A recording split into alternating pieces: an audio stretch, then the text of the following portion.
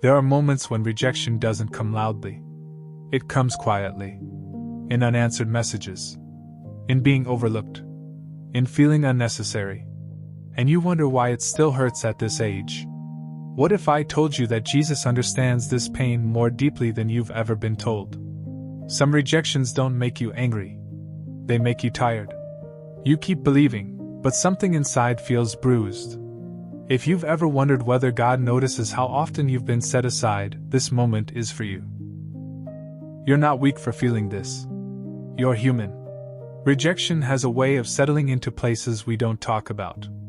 Not the dramatic kind that explodes and leaves obvious damage, but the quiet kind. The kind that lingers. The kind that comes from being ignored, misunderstood, or slowly left behind. Over time, it doesn't just hurt. It exhausts. You may not even use the word rejected anymore. You might call it disappointment, or distance, or just how things are. You've learned to carry it gracefully. You show up. You do what's expected. You smile when necessary. But inside, something feels tender and worn down. At this stage of life, rejection feels different. You've already given so much. Your energy. Your care. Your faith. And when you're met with silence or indifference, it doesn't just sting. It makes you question your place. Your value. Your purpose. You start wondering when you became so easy to overlook. What makes it harder is that you're not looking for applause. You're not asking to be admired. You just want to be seen. To be considered. To know that your presence matters to someone somewhere. And when that doesn't happen, the ache can feel deeply personal. There's also the spiritual layer. The part you don't always say out loud. You've prayed. You've trusted. You've stayed faithful. So when rejection keeps showing up, you may quietly wonder what it means. You may ask yourself if you missed something. If you misunderstood God. If waiting has somehow become your identity. This kind of pain doesn't scream. It whispers. It shows up late at night when the house is quiet. It surfaces when you hear about someone else being chosen. It tightens your chest when you realize you're always the one adjusting, understanding, accepting. And because you are emotionally mature, you don't dramatize it. You don't demand answers. You simply carry it. Day after day. Season after season. Hoping it will eventually make sense. If this feels familiar, you're not imagining it. And you're not alone in it. This weariness has a name. And it deserves gentleness, not correction. Understanding, not dismissal. One of the hardest parts of rejection is the way it quietly invites self-blame. Not openly. Not harshly. Just enough to make you question yourself. You replay conversations. You rethink choices. You wonder if you were too much, or not enough. Too quiet. Too kind. Too honest. Too patient. Because you're thoughtful, you assume responsibility easily. You look inward first. And while reflection can be healthy, it can also become heavy when rejection keeps repeating. You may start believing that if you were different somehow, things would have turned out differently. But rejection isn't always a reflection of who you are. Often, it's a reflection of what others are unable to offer. Their limitations. Their fears. Their distractions. Their own unhealed places. Yet somehow, you end up carrying the weight of it. There's also guilt layered into this struggle. Guilt for feeling hurt when you should be grateful. Guilt for feeling lonely when you should be strong. Guilt for feeling tired when you should trust God more. And that guilt makes the pain quieter, but heavier. You may have learned to spiritualize your endurance. To call it faith. To call it surrender. And while faith is beautiful, it was never meant to silence your humanity. God never asked you to stop feeling in order to keep believing. Many women in this season feel isolated in their struggle because it doesn't look dramatic. There's no clear crisis. Just a long stretch of being unseen. A long stretch of waiting. A long stretch of wondering when it will be your turn to be chosen, included, or understood. And because you're capable, others may not notice your fatigue. They assume you're fine because you always have been.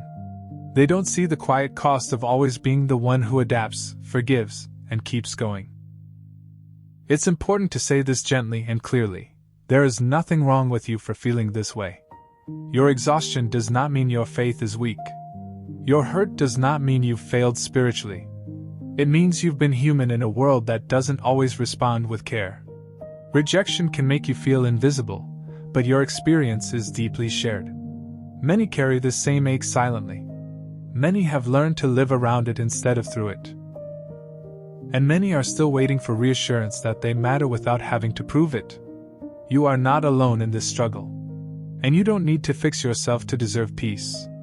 There is something deeply comforting in knowing that Jesus was not unfamiliar with rejection. Not as an idea, not as a story, but as a lived experience. He knew what it felt like to be misunderstood by those closest to him, to be doubted, to be dismissed, to be left when support mattered most. This matters because it tells us something important about God's heart. God did not stay distant from human pain. He stepped directly into it. He chose to experience the ache of being unwanted, not embraced, not believed. And he did so without bitterness, without hardening his heart. Jesus was rejected in quiet ways and public ways. He was questioned, overlooked, and ultimately abandoned. People projected their expectations onto him, and when he didn't fit them, they turned away. That kind of rejection cuts deeply, especially when it comes from those you hoped would understand. Yet, rejection did not define his worth. It did not redirect his purpose. And it did not remove God's presence from his life. This is crucial for anyone who has felt sidelined while still trying to remain faithful. Sometimes we assume that being rejected means we've stepped out of alignment with God. But Jesus' life gently challenges that belief. He was perfectly aligned, deeply loved, and still rejected. Which means rejection is not always a sign of disapproval. Sometimes it is simply part of living faithfully in a broken world. What's also striking is how Jesus responded. He didn't chase validation. He didn't force acceptance. He didn't become harsh or withdrawn. He continued to love, to speak gently, to remain rooted in who he was. That kind of steadiness doesn't come from approval. It comes from deep inner security. For those who feel spiritually tired, this perspective can be freeing. You don't need to reinterpret every rejection as a spiritual failure. You don't need to overanalyze every closed door. God's closeness is not measured by how accepted you feel by others. In moments of rejection, Jesus withdrew to quiet places. He rested. He prayed. He allowed space for grief without letting it turn into despair. This tells us that rest and reflection are not signs of weakness. They are sacred responses to pain. God's nearness is not loud. It is often quiet, steady, and patient. Especially with those who are tired. Especially with those who have carried disappointment with dignity. Especially with those who keep believing even when answers are slow. You are not distant from God in your rejection. You are deeply understood within it. Healing from rejection does not happen all at once. It happens in moments. Gentle ones. Quiet ones. Often when nothing externally changes, but something inside begins to soften. There is an invitation here, not to explain your pain away, but to sit with it without judgment. To acknowledge it without rushing it. To allow yourself to feel what you've been carrying without labeling it as failure. God's presence in this season is not demanding. It is compassionate. He does not stand over you asking why you're still tired. He sits beside you, understanding why you are. There is comfort in being with someone who does not need you to perform strength. Sometimes healing begins with allowing yourself to be honest. Honest about disappointment. Honest about grief. Honest about the quiet sadness that comes from being passed over again and again. God can hold that honesty. He is not threatened by it. There may be parts of you that have slowly closed off, not because you stopped caring, but because caring became painful. Healing doesn't mean forcing those parts open. It means allowing safety to return at its own pace. Jesus did not rush people through healing. He noticed. He listened. He allowed space. That same gentleness is extended to you. There is no timeline you have to meet. No spiritual standard you have to reach before rest is allowed. Hope, in this space, is not loud or dramatic. It is subtle. It looks like breathing a little easier, sleeping a little deeper, releasing the need to constantly explain yourself. It feels like permission to be where you are. God is not waiting for you to move on. He is present with you now, in the unanswered prayers, in the long waiting, in the quiet resilience you didn't even realize you had. Healing is happening, even if it feels slow, even if it feels invisible, even if it simply feels like surviving some days. That counts. And it matters. Waiting often feels like weakness, but it is not. It is one of the quietest forms of strength, especially when waiting follows rejection. Especially when you continue to live with kindness in a world that hasn't always been kind back. There is protection in waiting that we don't always see. Sometimes God withholds not because you are unready, but because something else is. Sometimes delay is not denial. It is care. Quiet strength does not announce itself. It looks like staying gentle when you could become hard. It looks like choosing peace over proving yourself. It looks like trusting that your worth is not determined by who chooses you. Jesus did not force his way into acceptance. He trusted God's timing. And that trust was not passive. It was deeply rooted. It allowed him to remain whole even when others turned away. You are allowed to stop striving for recognition. You are allowed to rest in being known by God alone. There is freedom in releasing the need to be validated by people who cannot see you clearly.